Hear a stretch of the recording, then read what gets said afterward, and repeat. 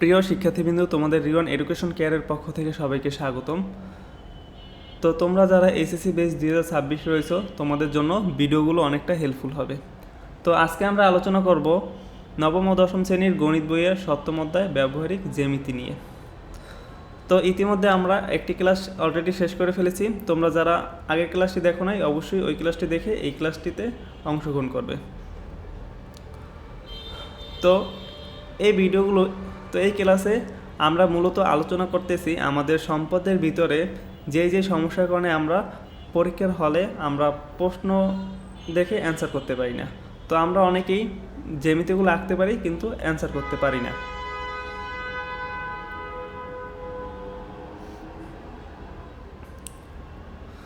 তো আমাদের সম্পদের ভিতরে মূলত যে সমস্যাগুলো হয় সেটি হচ্ছে যে আমরা জ্যামিতির সম্পদগুলো সবগুলোই আঁকতে পারি, কিন্তু আমরা প্রশ্ন না বোঝার কারণে আমরা জ্যামিতিগুলো অ্যান্সার করতে পারি না।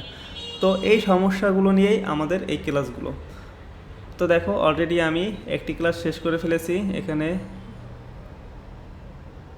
এই পর্যন্ত আমরা গত ক্লাস শেষ করে ফেলেছি। আমরা এর পরবর্তী অংশ থেকে দেখব। তো দেখো, আজকে আমাদের মূলত ক্লাস এখান থেকে শুরু। তো দেখো, এখন আমরা দেখব পরিসীমা সংক্রান্ত জ্যামিতিগুলো। তো দেখো, আগে আমরা এই প্রশ্নগুলো ভালো মতো পড়ি। তো দেখো, একটি ত্রিভুজের ভূমি সংলগ্ন দুইটি কোণ এবং পরিসীমা দেওয়া আছে। এখানে কী কী ইনফরমেশন দেওয়া আছে? দুইটা জিনিস। কী কী? দুইটি কোণ এবং একটা পরিসীমা দেওয়া আছে। ত্রিভুজটা আঁকতে হবে। যদি একটা পরিসীমা এবং দুইটা কোণ যদি দেওয়া থাকে তাহলে কী করতে হবে? আমাদের এই চিত্রটা আঁকতে হবে। তো তোমরা কি করবে? এই প্রশ্নগুলো একদম ভালো মতো মুখস্থ করবে এবং বুঝে বুঝে এগুলো পড়বে। এই প্রশ্নটা মুখস্থ করবে এবং এর সাথে সাথে মনে রাখবে এই প্রশ্নের সাথে এই চিত্র। তো এরপর পরবর্তী প্রশ্নের ভিতরে যদি আমি যাই, দেখো পরবর্তী প্রশ্নের ভিতরে আছে কি? একটি ত্রিভুজের ভূমি সংলগ্ন দুইটি কোণ এবং ভূমির উপর লম্বের দৈর্ঘ্য দেওয়া আছে, তাহলে ত্রিভুজটি আঁকো। তো দেখো, এই প্রশ্নটা এসেছে 144 পৃষ্ঠার 3 নং প্রশ্নটা। 144 পৃষ্ঠার 3 নং প্রশ্নটা এটা। তো দেখো, এখানে আমাদের ইনফরমেশন কী কী দেওয়া থাকবে? দুইটা কোণ এবং একটা লম্ব দেওয়া থাকবে। তো দেখো, এইটা কি দেওয়া থাকবে? দুইটা কোণ, একটা পরিসীমা এবং দুইটা কোণ এবং একটা লম্ব। এই দুইটা জিনিস যদি মনে রাখতে পারো তাহলে কি এই দুইটা নিয়ে তোমাদের আর কনফিউশন হবে না। আশা করি সকলে বুঝতে পেরেছো। এর পরবর্তী ক্লাসে যাই। তো দেখো, এর পরবর্তী অংশে আমাদের দেওয়া আছে পরবর্তী প্রশ্ন। দেখো, এইমাত্র উপরে যেটা আমি আলোচনা করলাম ওই প্রশ্নটাই এখানে আবার দিয়েছি। কারণ কি, আমাদের এই যে পরিসীমা সংক্রান্ত প্রায় অনেকগুলোই চিত্র।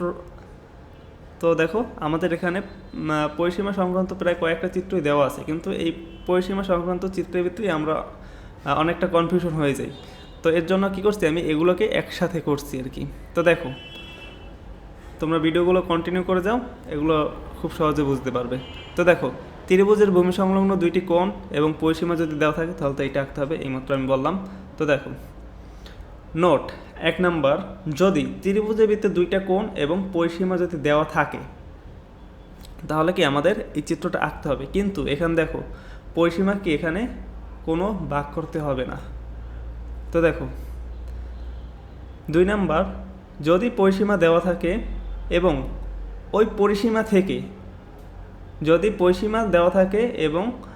পরিসীমা থেকে একটি ত্রিভুজ অথবা সমবাহু ত্রিভুজ আঁকতে বলে তাহলে কি করতে হবে? পরিসীমাকে 3 ভাগ করতে হবে। তো দেখো, এই গুরুত্বপূর্ণ নোটগুলো কি আমি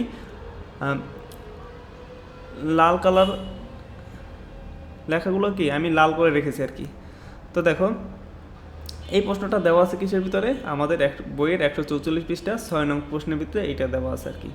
তো দেখো, যদি পরিসীমার ভিতরে পরিসীমা দেওয়া থাকে এবং কি ওই পরিসীমা থেকে একটা ত্রিভুজ আঁকতে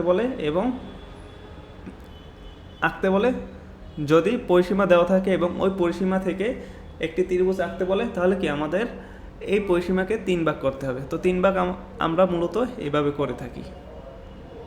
তো এই 3 ভাগের 1 অংশ নিয়ে আমাদের কী করতে হবে, একটা সমবাহু ত্রিভুজ আঁকতে হবে। তো আশা করি এতটুকু সকলে বুঝতে পেরেছো। এর পরবর্তী পার্টের ভিতরে আমরা চলে যাই। তো দেখো এখানে আমাদের মূল বিষয়। তো দেখো এইমাত্র আমি বললাম পরিসীমা। তো এখন আমার জানতে হবে পরিসীমা কী, পরিসীমা বিষয়টা কী মূলত। তো দেখো পরিসীমা আমাদের দুই ধরনের হয়, একটা কি বর্গক্ষেত্রের পরিসীমা, একটা চতুর্ভুজ অথবা কি বর্গক্ষেত্রের পরিসীমা, একটা ত্রিভুজের পরিসীমা। একটি ত্রিভুজের পরিসীমা, একটি বর্গক্ষেত্রের বা চতুর্ভুজের পরিসীমা। তো দেখো ত্রিভুজের পরিসীমা কি, ত্রিভুজের 3টি বাহু যোগফলই হচ্ছে ত্রিভুজের পরিসীমা। তো দেখো একটা ত্রিভুজ আঁকলাম, এই বাহুর দৈর্ঘ্য 3 সেন্টিমিটার, এইটার দৈর্ঘ্য 5 সেন্টিমিটার এবং এইটার দৈর্ঘ্য 4 সেন্টিমিটার। এই তিনটার যোগফলই কি ত্রিভুজের পরিসীমা। এরপর আসো চতুর্ভুজ বা বর্গক্ষেত্রের পরিসীমা। তো দেখো চতুর্ভুজের 4টি বাহুর যোগফলই হচ্ছে কি চতুর্ভুজের পরিসীমা। তো দেখো এই বাহু 4, এই বাহু 5, এই বাহু 3, এই বাহু 5, এই 4টার যোগফলই কি চতুর্ভুজের পরিসীমা। অর্থাৎ কি ত্রিভুজের পরিসীমা কি, ত্রিভুজের 3টে বাহু, তো 3টা বাহুর যোগফল ত্রিভুজের পরিসীমা, এবং চতুর্ভুজের 4টা বাহু, 4টা বাহুর যোগফলই চতুর্ভুজের পরিসীমা। আচ্ছা পরিসীমা সকলে বুঝতে পেরেছ। এখন পরিসীমা থেকে আমরা দুইটা জিনিস শিখতে পেলাম।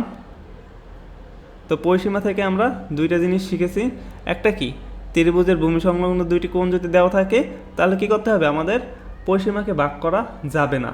যদি পরিসীমা দেওয়া থাকে এবং ত্রিভুজ যদি আঁকতে বলে অথবা কি সমকোণী ত্রিভুজ যদি আঁকতে বলে তাহলে কি করতে হবে, আমাকে এটাকে 4 ভাগ করতে হবে। তো এর পরবর্তী প্রশ্ন দেখো, ত্রিভুজের ভূমি সংলগ্ন দুইটি কোণ, এটা তো দেখে ফেলেছি আমরা। তো এর পরবর্তী প্রশ্ন দেখো, যদি পরিসীমা দেওয়া থাকে এবং বর্গক্ষেত্র যদি আঁকতে বলে, বর্গক্ষেত্র অথবা রম্বস যদি আঁকতে বলে তাহলে আমাদের পরিসীমাকে 4 ভাগ করতে হবে। কয় ভাগ? 4 ভাগ। তো 4 ভাগ এভাবে করতে হয়, 4 ভাগ করে তোমরা এই চিত্রটা সকলেই পারো, বর্গক্ষেত্র সকলেই অঙ্কন করতে পারো। তো 4 ভাগ করে আমাদের বর্গক্ষেত্র অঙ্কন করতে হবে। কি থাকলে? পরিসীমা দেওয়া থাকলে, যদি পরিসীমা দেওয়া থাকে এবং ওই পরিসীমা থেকে যদি তোমাদের বর্গক্ষেত্র অথবা কি রম্বস যদি আঁকতে বলে, এই দুইটা জিনিস যদি আঁকতে বলে তাহলে কি করতে হবে, তোমাদের এই চিত্রটা অঙ্কন করতে হবে। তো এখন আসো বর্গক্ষেত্র কি এবং কি রম্বস কি, যার 4টে বাহু সমান ও কোণ কয়টি সমকোণ তাকে বর্গক্ষেত্র বলে। কি? যার 4টা বাহু সমান এবং কোণ কয়টা সমকোণ তাকে বর্গক্ষেত্র বলে। তো দেখো, তো এইটার ভিতরে আমাদের দুইটা প্রশ্ন আসে। তো দেখো একটি ত্রিভুজের 3টি বাহু 3 সেন্টিমিটার, 4 সেন্টিমিটার, 5 সেন্টিমিটার হলে ত্রিভুজের পরিসীমাকে বর্গক্ষেত্রের পরিসীমা ধরে একটি বর্গক্ষেত্র অঙ্কন করো। তো এই ক্ষেত্রে দেখো প্রশ্নটা একটু ভালো মতো বুঝো।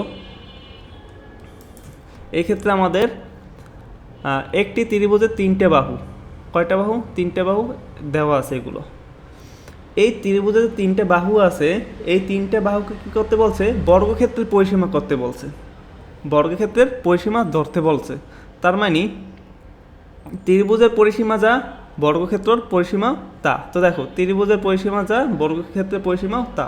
ত্রিভুজের পরিসীমা সমান সমান 3, 4, 5 সমান সমান 12 সেন্টিমিটার। অতএব বর্গক্ষেত্রের পরিসীমা কত? এই 12 সেন্টিমিটার। তো আমাকে কি বলছে? বর্গক্ষেত্র তো কি বলছে? ত্রিভুজের পরিসীমাকে বর্গক্ষেত্রের পরিসীমা ধরে বর্গক্ষেত্র আঁকতে বলছে। কি আঁকতে বলছে? বর্গক্ষেত্র আঁকতে বলছে। তো দেখো বর্গক্ষেত্র আঁকতে হইলে আমাদের কয়টা বাহু দরকার? তো দেখো তো একটা বর্গক্ষেত্র এটা আঁকতে হইলে আমার কয়টা বাহু দরকার? 4টা বাহু দরকার। 1টা 2টা 3টা 4টা।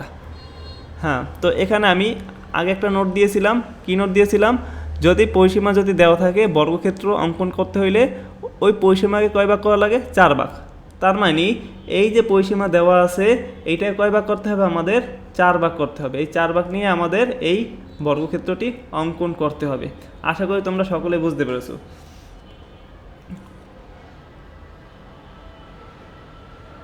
তো পরবর্তী প্রশ্নের ভিতরে চলে যাই। তো দেখো এখন আসো রম্বস সংক্রান্ত তথ্যাবলী আর কি। তো দেখো রম্বস কাকে বলে? যার চারটে বাহু সমান কিন্তু কোন কয়টি সমকোণ নয় তাকে বর্গক্ষেত্র বলে। তো দেখো, যার চারটে বাহু সমান কিন্তু কোন কয়টি সমকোণ নয় তাকে বর্গক্ষেত্র বলে। তো দেখো, যার চারটে বাহু সমান কিন্তু তো এখানে দেখো, যার চারটে বাহু সমান এবং কোন কয়টি সমান তাকে বর্গক্ষেত্র বলে। রম্বস কাকে বলে? যার চারটে বাহু সমান কিন্তু কোন কয়টা সমকোণ নয় তাকে রম্বস বলে। তো দেখো, এখানে বর্গক্ষেত্র লিখে ফেলেছি, তোমরা একটু কারেকশন করে নিও। এখানে হবে কি? রম্বস। তাকে কি? রম্বস বলে। যার চারটি বাহু সমান কিন্তু কোন কয়টা সমকোণ নয় তাকে রম্বস বলে। যার বাহু সমান কোণ সমান তাকে বর্গক্ষেত্র বলে। যার বাহু সমান কোণ সমান নয় তাকে রম্বস বলে। তো দেখো, রম্বসের ভিতরে আমাদের কী কী প্রশ্ন আসতে পারে। তো দেখো, যদি রম্বসের পরিসীমা দেওয়া থাকে এবং একটি কোণ যদি দেওয়া থাকে তাহলে আমাদের এই চিত্রটা আঁকতে হবে। যদি রম্বসের পরিসীমা যদি দেওয়া থাকে এবং একটি কোণ যদি দেওয়া থাকে তাহলে আমাদের এই চিত্রটা আঁকতে হবে। কিন্তু যেহেতু আমার পরিসীমা দেওয়া আছে, তার মানে কি, রম্বস আঁকতে হলে কী করতে হবে? আমাকে এটাকে 4 ভাগ করতে হবে। এরপর দেখো, পরবর্তী প্রশ্ন, যদি রম্বসের 2টি কর্ণ যদি দেওয়া থাকে তাহলে আমাদের চিত্র হবে এইটা। আমাদের চিত্র আঁকতে হবে এইটা। এবং রম্বসের একটি বাহু একটি কর্ণ যদি থাকে তাহলে আমাদের চিত্র আঁকতে হবে একটা। দেখো, যদি রম্বসের পরিসীমা এবং একটা কোণ যদি দেওয়া থাকে তাহলে আমাদের এই চিত্রটা আঁকতে হবে। যদি রম্বসে যদি 2টা কর্ণ দেওয়া থাকে তাহলে কি এই চিত্রটা আঁকতে হবে। রম্বসে যদি একটি বাহু এবং একটি কর্ণ দেওয়া থাকে তাহলে কি আমাদের এই চিত্রটা আঁকতে হবে। তো দেখো, এখানে আমাদের আরেকটা প্রশ্ন গ্যাপ পড়ে গেছে, এখানে আরেকটা প্রশ্ন। তো দেখো, এখানে এইটার পরিবর্তে আরেকটা প্রশ্ন আসতে পারে। এখানে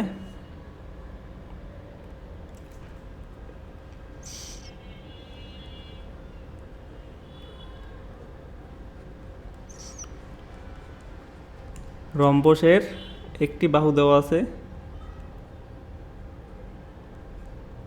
একটি বাহু এবং একটি কোণ।